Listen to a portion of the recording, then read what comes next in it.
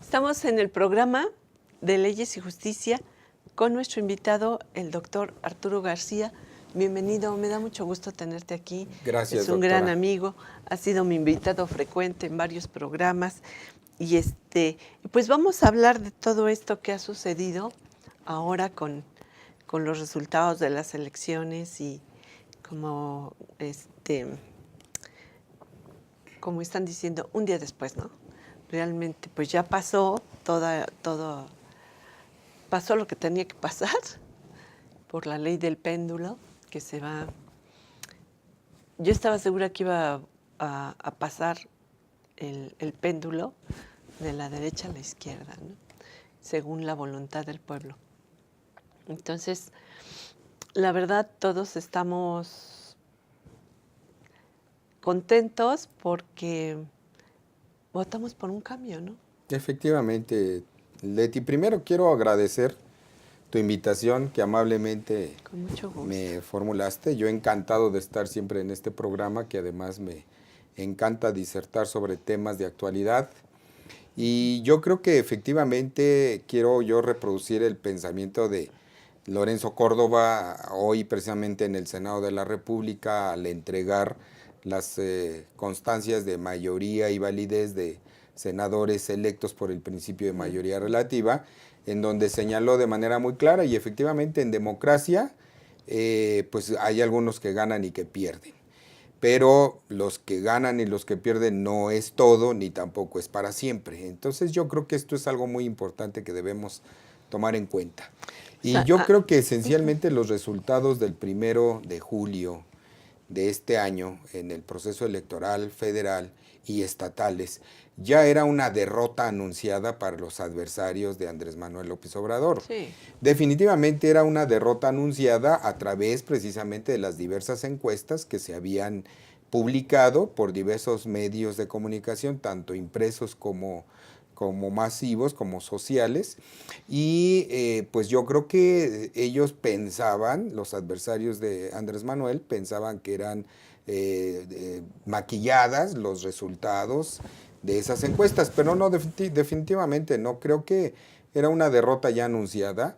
Creo que la votación fue definitivamente en una actitud de libertad democrática del pueblo de México, que logró que manifestarse en los términos en que lo hizo.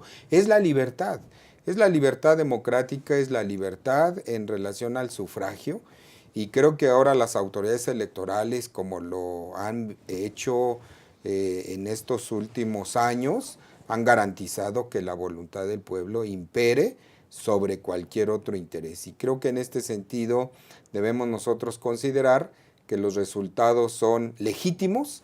Sobre todo es algo muy particular, un alto porcentaje de ciudadanos, de electores votaron, y además obtuvo la mayoría absoluta en la votación un candidato a la presidencia, lo que no se había visto en los últimos años.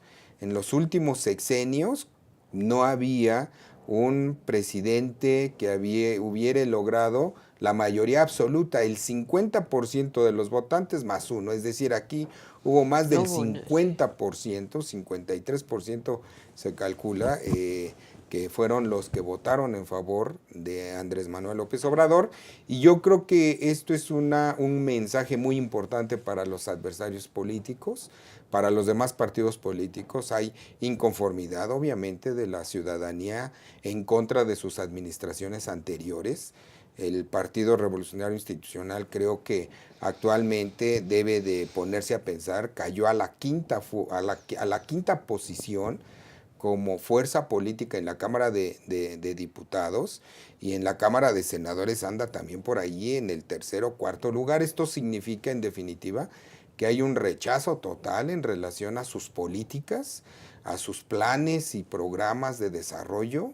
Y creo que en este sentido la ciudadanía, el pueblo nunca se equivoca, y eso es algo muy importante, el pueblo nunca se equivoca.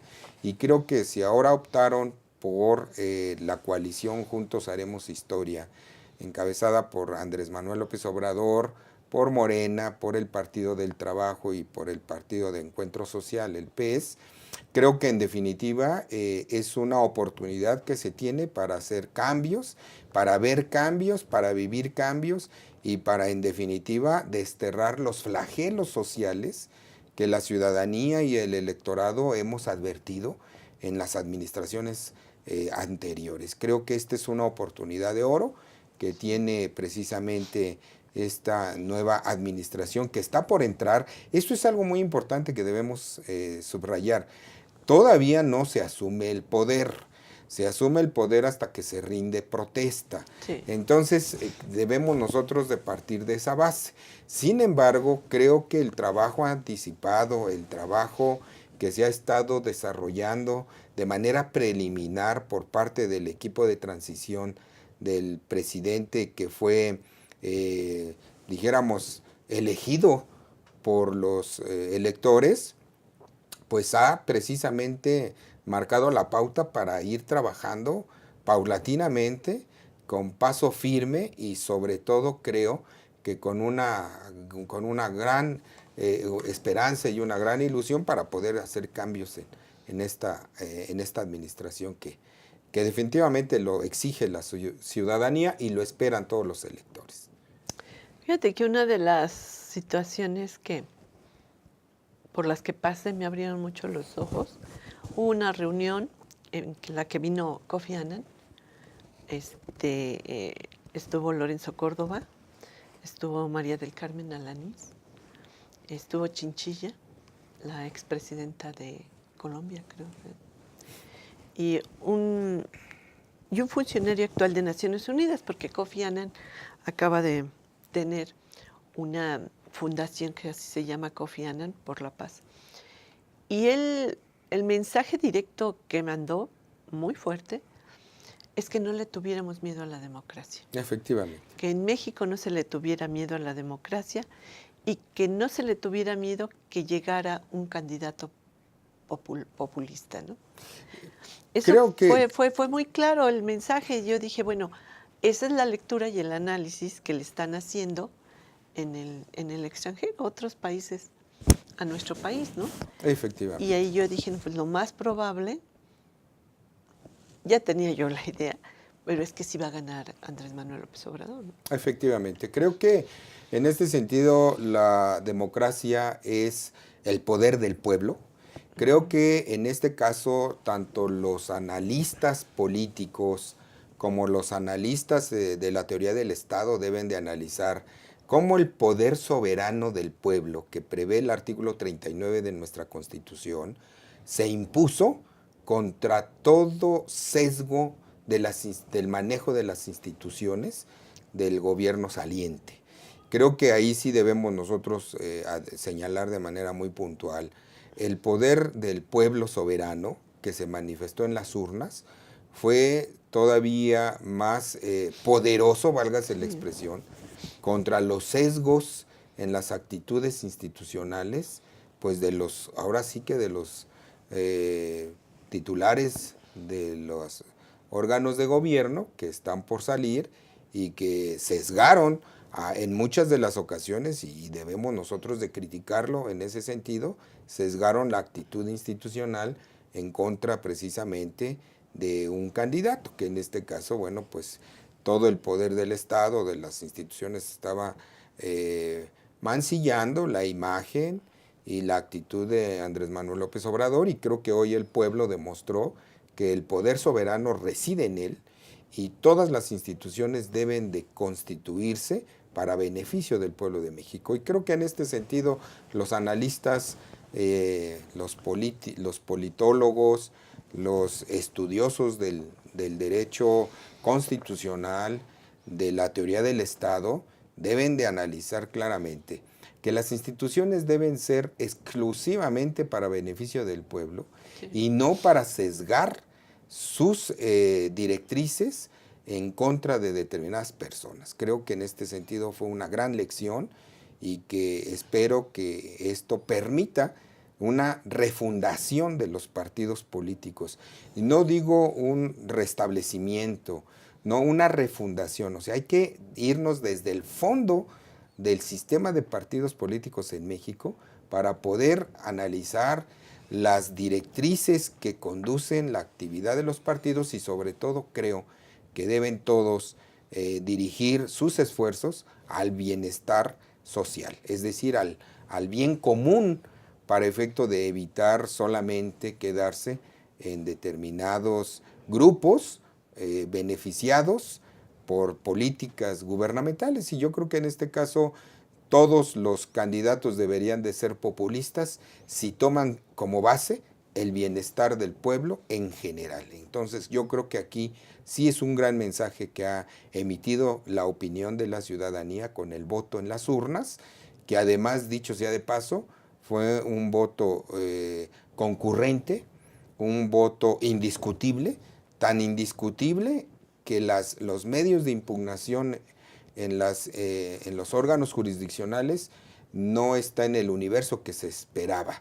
Es decir, son muy pocos los medios de impugnación en proporción precisamente a este magno evento ciudadano que fue la jornada electoral del 1 de julio de este año. Y yo creo que fíjate que poniéndote ahora sí que en los zapatos del PRI, les va a costar mucho esta caída que tuvieron. Sí, totalmente. Para poder levantarse es algo tremendo lo que les sucedió. Yo creo que ni ellos mismos han hecho, o a lo mejor sí, pero han hecho el análisis de lo que sucedió. Fue un golpazo. Lamentablemente debe de haber un análisis objetivo, sí. Porque cuando son análisis sesgados de personajes que creen, y voy aquí a señalar algo bastante peculiar de ese partido, creen que una mentira reiterada se transforma en verdad, lo que es obviamente absurdo. Sí. Esta idea es una idea fascista, una idea precisamente que data del pensamiento hitleriano de Adolfo Hitler, de que una mentira reiterada se transforma en verdad, es lo más absurdo que puede haber, pero desafortunadamente ellos creen eso.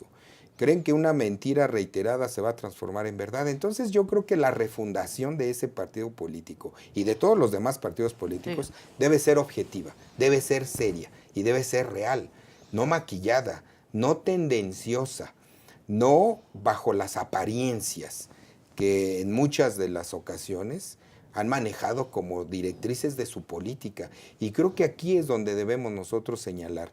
La nueva política es la política de autenticidad, de frente a la ciudadanía, de escuchar la opinión de los ciudadanos y de atender sus necesidades. Yo creo que esto es muy importante, que ojalá lo tomen en cuenta para refundar a sus partidos políticos. No para restablecerlos, porque restablecerlos significa mantener sus propios vicios y sus propias deficiencias y sus sesgos. No, deben de refundarlos, irse desde la entraña misma del partido político y analizarlo para que se cambien todos estos personajes que bajo la apariencia se han manejado a lo largo de la historia de México. De muchos años. Vamos a un corte comercial y regresamos. Muchas gracias.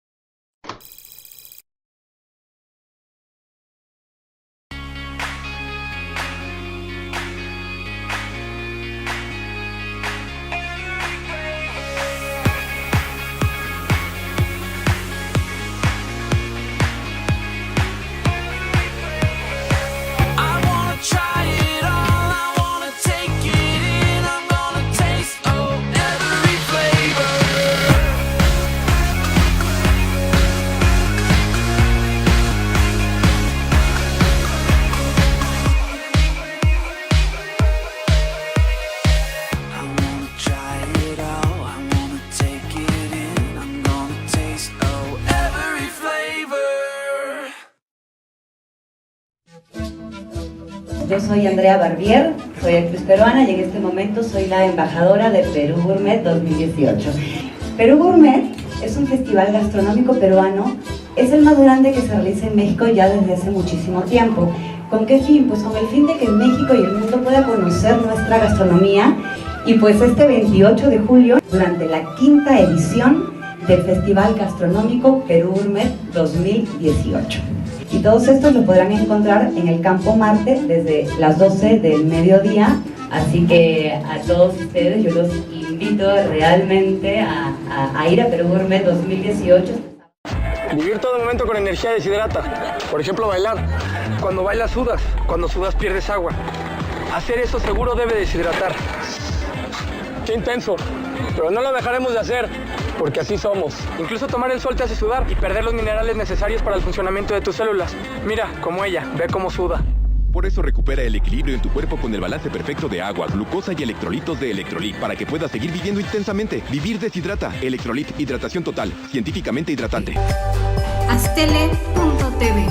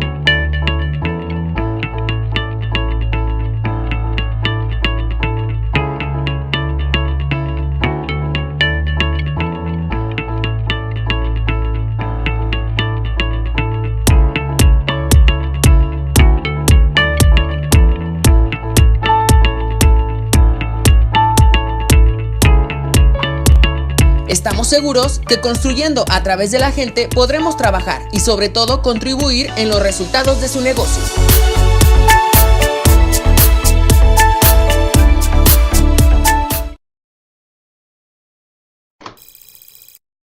Sí, ya oí. Estamos aquí en el programa de Leyes y Justicia con nuestro invitado, que es el doctor Arturo García, con un análisis profundo de la situación por la que estamos pasando actualmente, con un candidato que 18 años en campaña dio resultado, ¿no? La constancia, como en todo, te da buenos resultados. Yo creo que tener sueños e impulsarlos es bueno porque se realizan, ¿no? Efectivamente, creo que aquí confluyeron causas y factores. Causas que fueron originadas y provocadas por los sesgos y errores gubernamentales en las incorrectas tomas de decisiones por parte precisamente del gobierno actual, y esa fue una de las causas que determinó obviamente el sentido del voto de los ciudadanos en México. Y los factores, que son todas aquellas circunstancias que rodearon al fortalecimiento de la opinión del ciudadano precisamente para emitir un voto en favor de Andrés Manuel López Obrador, que dicho sea de paso encabezó la coalición Juntos Haremos Historia, porque, bueno, pues obviamente fortalecido con el partido Morena, con el Partido del Trabajo, que también durante muchos años, y debemos comentarlo así de manera muy clara, el Partido del Trabajo ha sido uno de los partidos que ha acompañado a Andrés Manuel López Obrador en estos intentos por lograr la presidencia desde hace ya 18 años aproximadamente. Entonces, en ese sentido, creo que debemos considerar que esta actitud de Andrés Manuel López Obrador, permanente, perseverante, con nuevas ideas, y digo nuevas ideas porque es necesario hacer una reflexión sobre las directrices que actualmente dirigen y conducen los destinos de México. Creo que hay que cambiarlo, en definitivo, es necesario. Ha habido muchísima desigualdad, ha habido muchísimas, dijéramos, un reparto inequitativo de la riqueza, ha habido mancillamiento a las familias de escasos recursos económicos, se ha abandonado a los damnificados, por ejemplo, de los sismos.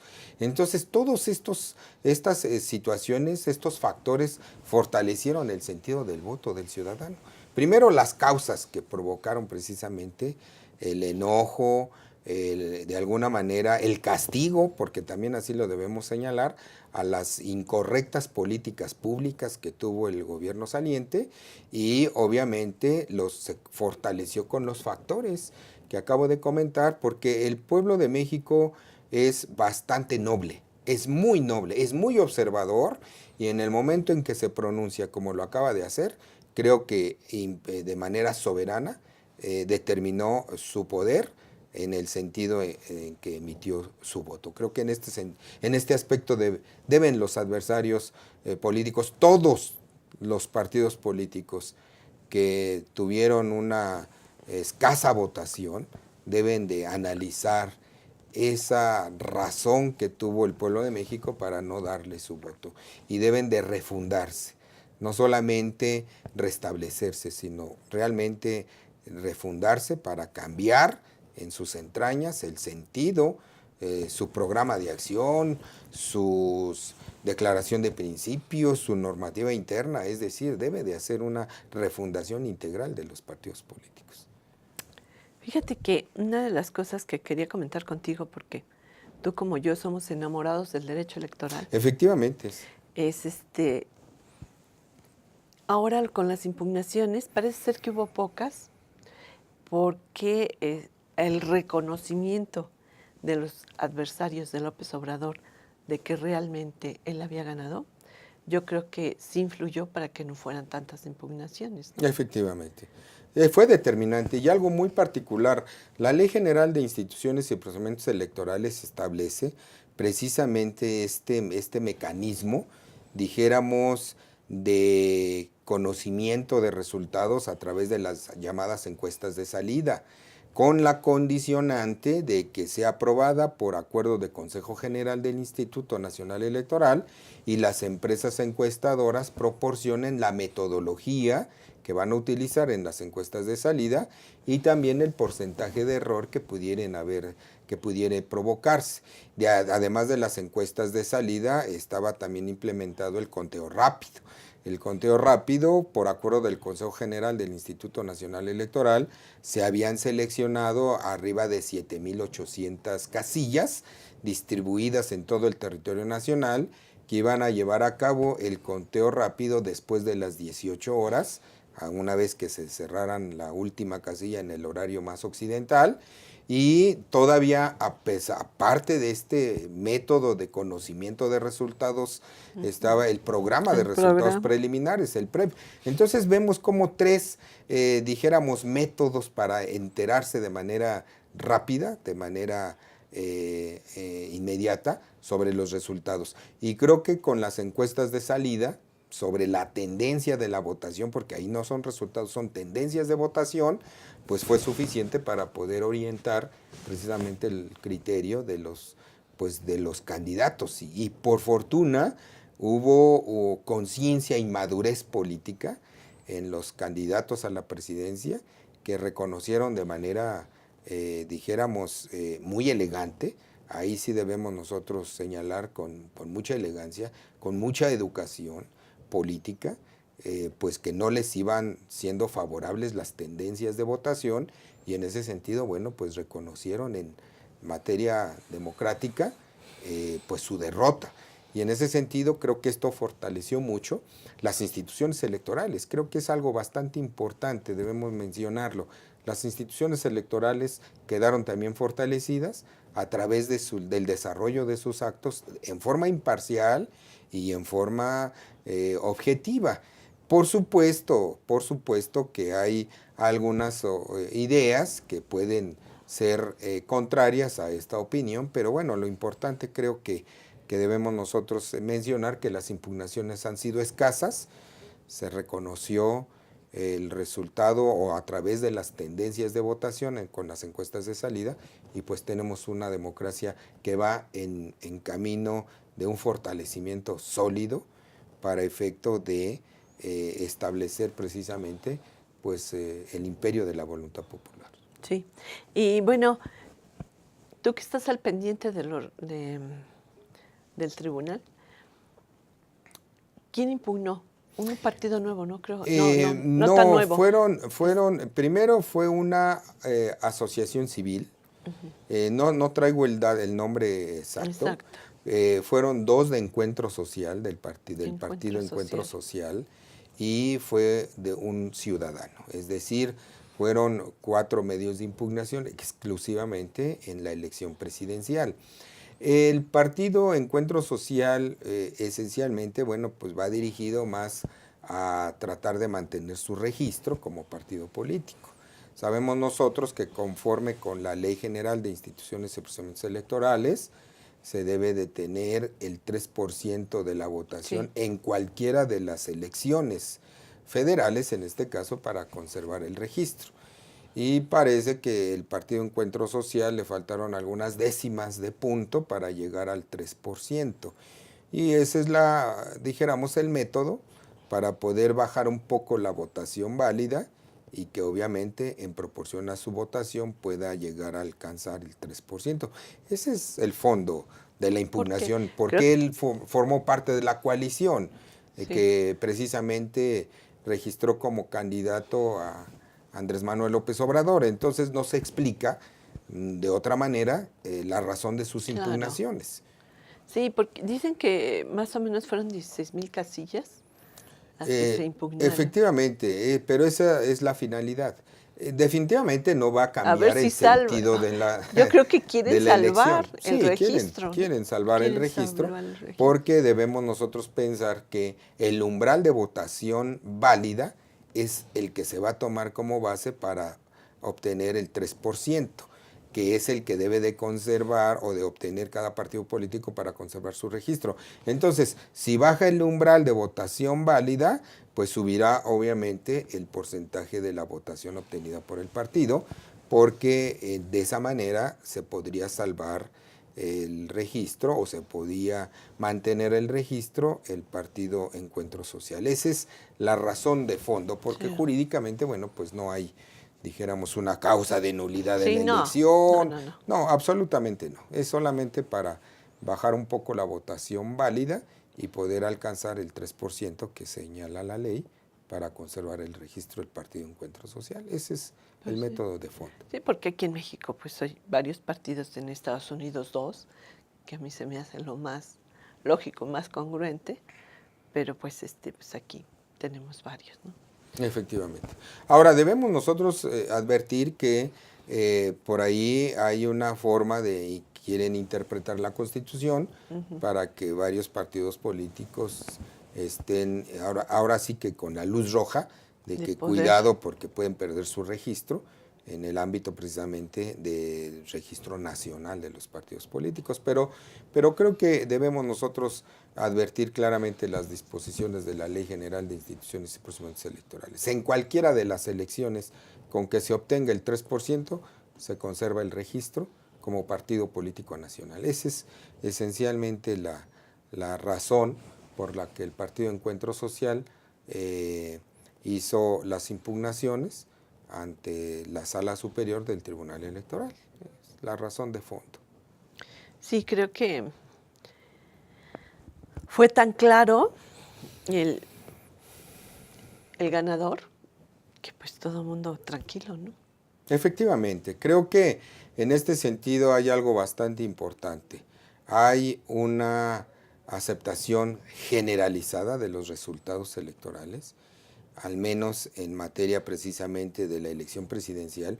No podemos decir exactamente lo mismo en materia de diputados y senadores, porque bueno, hay algunas impugnaciones, pero de manera muy sólida, la elección presidencial quedó de manera indiscutible en la tendencia y en el resultado de la votación que fue y que es lo que todos conocemos. Hoy solamente estamos en espera de que la Sala Superior resuelva los juicios de inconformidad que se promovieron y después pasar a la etapa de dictamen, declaración de validez y la declaración de presidente electo en favor de Andrés Manuel López Obrador, que dicho sea de paso, la presidenta de la Sala Superior ha anunciado de alguna forma una anticipación en este procedimiento para efecto de poder precisamente llegar a investir como presidente electo a Andrés Manuel López Obrador en los términos de la Constitución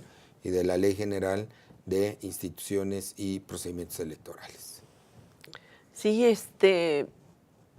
a mí me quedó muy claro de todo esto que sucedió por las leyes que se manejan en la teoría, que estábamos comentando antes de entrar a cámaras, la ley del péndulo, y como se comenta por todos lados, el voto de castigo del pueblo, ¿no? También. Porque el gobierno anterior, o más bien este gobierno que todavía tenemos, pues no dio los resultados que se esperaba, no cumplió con las promesas que se hicieron. Entonces yo creo que no hay desilusión más grande que no te cumplan promesas tan importantes, ¿no?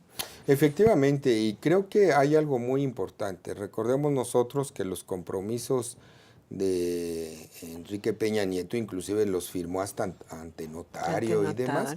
Entonces yo creo que el pueblo de México advirtió de manera muy clara esta cuestión de incumplimiento directo. Y bueno, pues yo creo en ese sentido fue como se manifestó el pueblo de México en las urnas. Entonces, no le debemos de tener miedo a la democracia. La democracia ganan los que hayan trabajado correctamente y pierden pues aquellos en los que el pueblo de México no avala sus conductas, sus actos y sus políticas públicas. Y yo creo que en este caso, bueno, pues hay una gran esperanza del pueblo de México porque Andrés Manuel López Obrador cumpla cabalmente con sus compromisos de campaña y dicho sea de paso, él los ha reconocido de manera expresa y ha encaminado sus esfuerzos precisamente a empezar a preparar los cambios dirigidos precisamente a estos objetivos. Y debemos nosotros también reconocer, todavía no asume el cargo, sí, todavía no rinde protesta. Exacto. Todo ya se le está criticando. La verdad, yo creo que nos debemos esperar. Hay algo que le dolió mucho al pueblo. No le pegues en el estómago al pueblo. Exacto. Y se le pegó porque algo que nos afectó a todos fueron los gasolinazos, ¿no? Sí. Que la gasolina se esté vendiendo más barata en Estados Unidos que en México, donde somos productores. Sí, es lo más absurdo que se puede vivir. Lo más absurdo, dices, pero no puede ser que allá le están casi regalando y aquí está en muy alto precio. Y con el alto precio de la gasolina subió todo. Efectivamente, ¿no? Y además recordemos también el endeudamiento externo de México. Ahorita se está hablando de que 48.2% del PIB, con el último préstamo que solicitó el presidente en funciones de 10,000 millones de dólares, entonces a mí me parece que es bastante grave.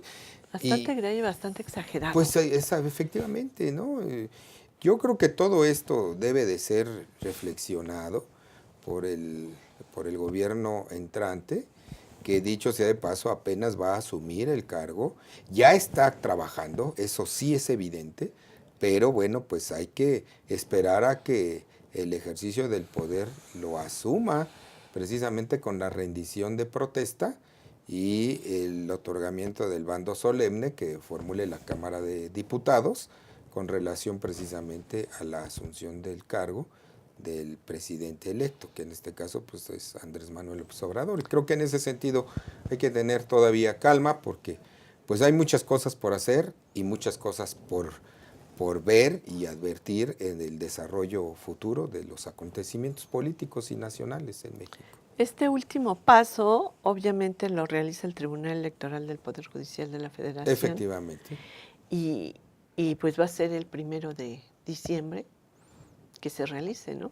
Sí, asume rinde protesta ese día. Como presidente electo y como como presidente constitucional. Entonces, ahí tenemos pues el gran paso para poder echar a andar todos los proyectos y esperemos que sea en beneficio del pueblo por el pueblo. Efectivamente.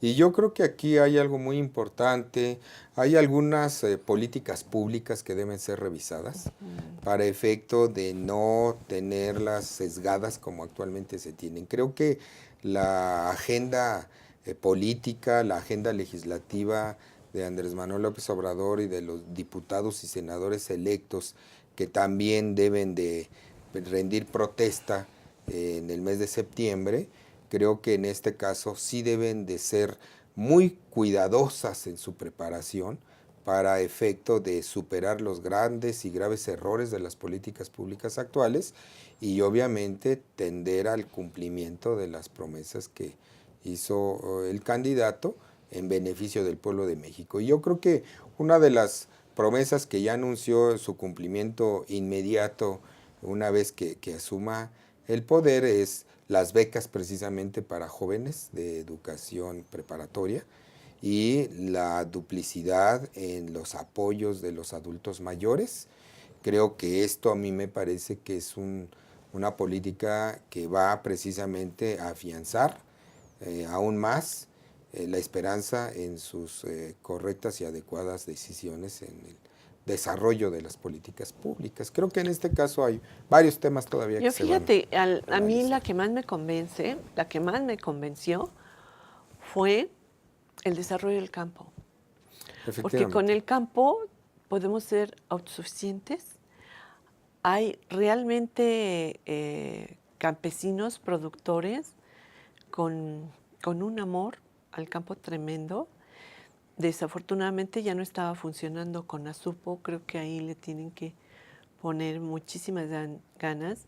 Los productores los estaban explotando, los han estado explotando, los intermediarios. El intermediarismo, fíjate que ha sido uno de los cánceres que ha tenido el campo y la productividad en México. Definitivamente la desaparición de Conasupo, aquella Comisión Nacional de Subsistencias Populares, que era un organismo intermedio entre el productor y el consumidor, a través precisamente de políticas públicas, no proteccionistas, no digo proteccionistas, pero sí de financiamiento o de refinanciación al campo mexicano, que desapareció ya hace muchos sexenios.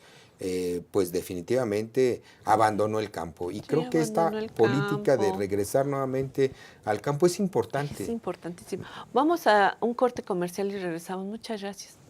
Gracias.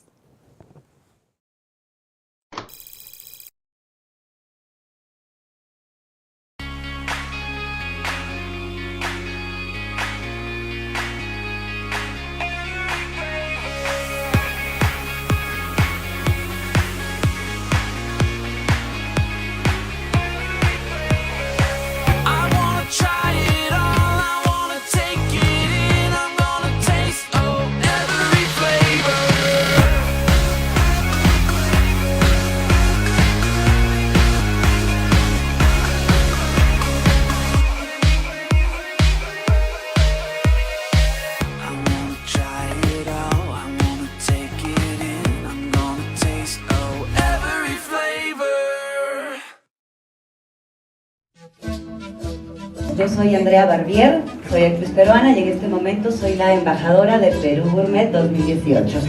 Perú Gourmet es un festival gastronómico peruano, es el más grande que se realiza en México ya desde hace muchísimo tiempo. ¿Con qué fin? Pues con el fin de que México y el mundo pueda conocer nuestra gastronomía y pues este 28 de julio, durante la 5ª edición del Festival Gastronómico Perú Gourmet 2018. Y todos estos lo podrán encontrar en el Campo Marte desde las 12 del mediodía. Así que a todos ustedes yo los invito realmente a ir a Perú Gourmet 2018. Vivir todo el momento con energía deshidrata. Por ejemplo, bailar. Cuando bailas sudas, cuando sudas pierdes agua. Hacer eso seguro debe deshidratar. Qué intenso, pero no lo dejaremos de hacer, porque así somos. Incluso tomar el sol te hace sudar y perder los minerales necesarios para el funcionamiento de tus células. Mira, como ella, ve cómo suda. Por eso recupera el equilibrio en tu cuerpo con el balance perfecto de agua, glucosa y electrolitos de Electrolit para que puedas seguir viviendo intensamente. Vivir deshidrata. Electrolit, hidratación total, científicamente hidratante. Aztele.tv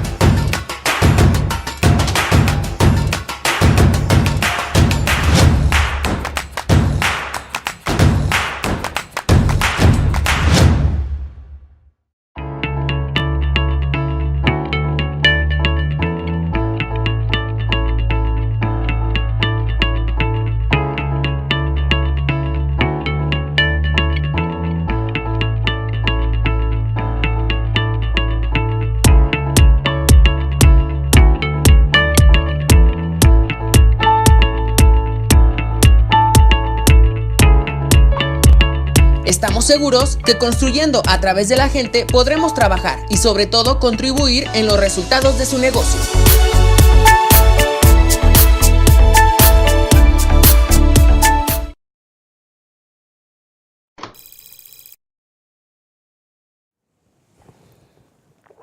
Estamos de regreso en el programa de Leyes y Justicia con el doctor Arturo García, que nos está hablando del análisis de todos estos resultados de las elecciones, de cómo lo ve y cómo lo percibe al nuevo presidente de la República. Efectivamente, Leti, creo que hay un alto compromiso de Andrés Manuel López Obrador y una gran esperanza del pueblo de México, y es una conjugación armónica. Definitivamente se deben de revisar, por ejemplo, todo lo relacionado con la legislación laboral, que inclusive, dicho sea de paso, está precisamente como parte de la agenda legislativa, hacer una revisión del outsourcing, por ejemplo, de aquellos contratos que derivaron en los intermediarios en materia laboral, el outsourcing, que me parece un absurdo y un atropello total a los derechos laborales de los trabajadores, deben de ser revisados. Debe ser revisado también el llamado contrato a prueba, el trabajo a prueba, que también fue aprobado por reformas del neoliberalismo en México. Sí. Deben de ser revisados. ¿Por qué? Porque creo que todo eso representa atropello a la estabilidad en el empleo del trabajador, y además en materia precisamente de seguridad social. Y en esto creo que aquí sí hay sensibilidad. Creo que la política actual que va a emprender el nuevo gobierno va a ser el nacionalismo revolucionario de la Constitución del 17, de las bases sólidas del bien común, del beneficio social, para efecto de que se pueda precisamente respetar todos estos derechos generados de los trabajadores. Creo que México es uno de los países que tiene mucho rezago en materia laboral. Necesitamos una revisión integral precisamente del derecho de los trabajadores a las viviendas dignas, a la capacitación y adiestramiento para el trabajo, a la estabilidad en el empleo, a la protección social. Creo que aquí también se tiene que analizar de manera muy detallada todo el ramo de seguridad social, las instituciones de seguridad social, el Instituto Mexicano del Seguro Social, abatir todos esos flagelos que solamente dañan la dignidad del trabajador y de los familiares protegidos precisamente bajo los efectos de la seguridad social, y elevar la calidad y la cantidad en el servicio precisamente de los servicios del Instituto Mexicano del Seguro Social, yo cuando leí estas pues reformas laborales me fui de espaldas. Pero ¿por qué están afectando así al trabajador, al obrero? Efectivamente. Y todo, dije, no, pues a favor de los empresarios. Efectivamente. Entonces, eso es lo que se espera, que las reformas que se hicieron y que afecten al pueblo, pues se echen para atrás, ¿no? Efectivamente, creo que eso es algo... Porque no es justo. Sí, es una actitud esperanzadora. Efectivamente, porque creo que el pueblo de México tiene una gran actitud de solidaridad, y creo que esencialmente las políticas públicas deben de velar por el beneficio y el bien común de ellos. Creo que en este sentido, como bien comentas, el agro mexicano, el campo en el ámbito del derecho laboral, de la seguridad social y sobre todo algo muy importante, el combate a la corrupción, que esto es el flagelo más lacerante para los derechos del pueblo de México, ¿no? La corrupción debe ser desterrada por completo. Y digo, es muy triste, ahorita que estás tocando ese tema, es muy triste que exfuncionarios gubernamentales estén viviendo en el extranjero, digo, hasta en París y demás países del primer mundo, y que aquí haya gente muriéndose de hambre, ¿no? Efectivamente, esto es muy lacerante. Es lacerante, es cruel. Es cruel. Hay una absoluta crueldad y abandono. Sí. Por ejemplo, Ay, perdón, nos vamos a un corte comercial y regresamos. Muchas gracias.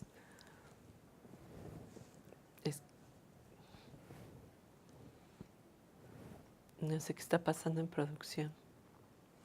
pero Nos bueno, están- pues seguimos charlando. No, porque si no nos van a cortar a media conversación. Ya, no, todavía seguimos. Voy a tener que decirles, o ya nos pusieron al aire, y yo creo que pues seguimos hasta el final. Encantado, ¿no? Yo encantado de seguir conversando Sí, yo también. sobre las políticas públicas que se espera para el pueblo de México. Hay otro aspecto fundamental. Fíjate que hemos revisado, por ejemplo, el sistema anticorrupción, que fue derivado de la reforma al artículo 113 constitucional, en donde se requiere hacer una revisión integral, porque ese sistema nacional anticorrupción, definitivamente, y lo digo de manera muy personal, fue diseñado para que no funcionara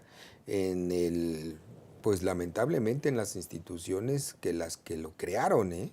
Yo creo que es necesario revisar para destrabar dijéramos, los ligamentos institucionales y normativos que tiene el Sistema Nacional Anticorrupción, que no le van a permitir funcionar adecuadamente si no se hace una revisión integral del sistema.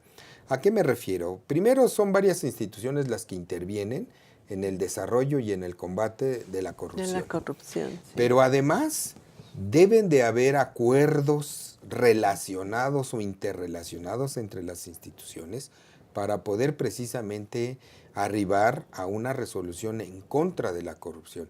Y esto lo único que va a hacer es enlazar, vincular un conjunto de criterios, a veces yo creo que pueden ser hasta encontrados y que definitivamente van a desencadenar en una infuncionalidad del sistema. Yo creo que aquí sí se tiene que hacer una revisión muy particular sobre el Sistema Nacional Anticorrupción. Y bueno, aquí tuvimos el gusto de tener en varios programas el candidato por parte de la UNAM de anticorrupción, a Ricardo Peralta. Realmente yo estoy muy contenta de que haya estado con nosotros. Él tiene una visión muy clara de todo el sistema anticorrupción y qué es lo que se tiene que hacer, ¿no? Claro, totalmente. Creo que en este sentido es importante y además es importante también hacer una revisión de los tipos penales. Hay tipos penales que están integrados con una serie de requisitos que para poder colmarlos se va reduciendo el ámbito de protección de los bienes jurídicos socialmente relevantes. Yo creo que en este caso un grupo de expertos, y qué bueno que don Ricardo Peralta haya estado aquí en tu programa, eso significa el gran interés precisamente para dar a conocer a la ciudadanía sobre esta política pública precisamente de combatir a la corrupción a través de las modificaciones al sistema que seguramente se va a lograr en el gobierno entrante, que es uno de los compromisos de campaña de Andrés Manuel López Obrador y una de las necesidades y exigencias del pueblo de México, abatir y combatir el flagelo de la corrupción en México.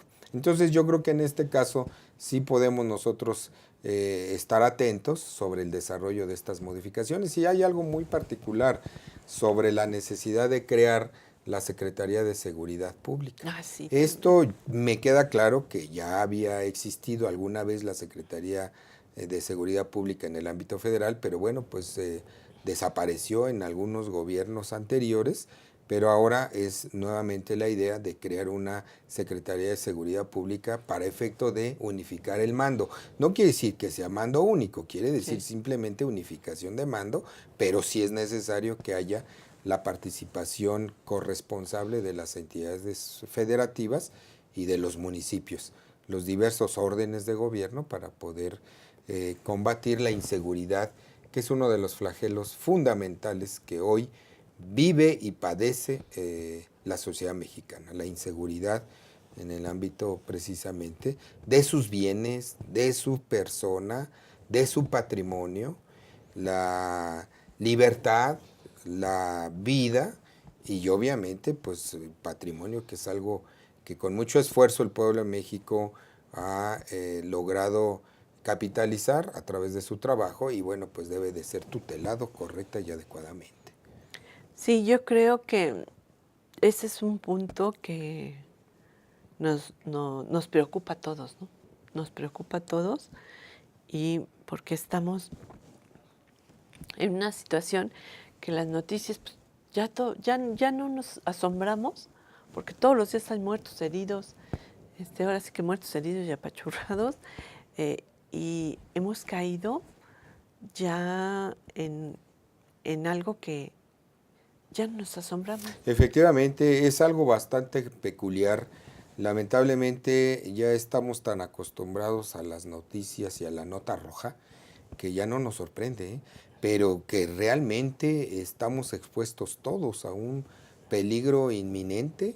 Sí. Y que en definitiva el Estado mexicano debe garantizar, lo primero que debe de garantizar el Estado mexicano es la seguridad y la estabilidad, la seguridad jurídica, la seguridad pública, para efecto precisamente de que el pueblo de México se desarrolle en óptimas condiciones, en bienestar, en desarrollo, en progreso económico, pero siempre a través de la seguridad pública, que es un elemento fundamental que el Estado mexicano debe garantizarle a la sociedad mexicana. Sí, creo que este es uno de los puntos medulares que más nos preocupa y nos mortifica a la mayoría de los mexicanos, ¿no? Efectivamente. Y hay algo muy importante también, que es las políticas públicas en materia de desarrollo social. Hay grupos vulnerables en la sociedad mexicana que requieren una atención inmediata, sí, pero inmediata y sin cortapisas. Sí, sí, sí. Y estos grupos vulnerables que requieren una atención inmediata, en principio, en mi opinión, son los niños, porque es el futuro de México. Sí, son los niños. Se debe de hacer revisiones precisamente a la política educativa. Fíjate que hay algo muy importante. Andrés Manuel López Obrador señalaba precisamente la necesidad de revisar la reforma educativa para ir superando las deficiencias que esa reforma representa.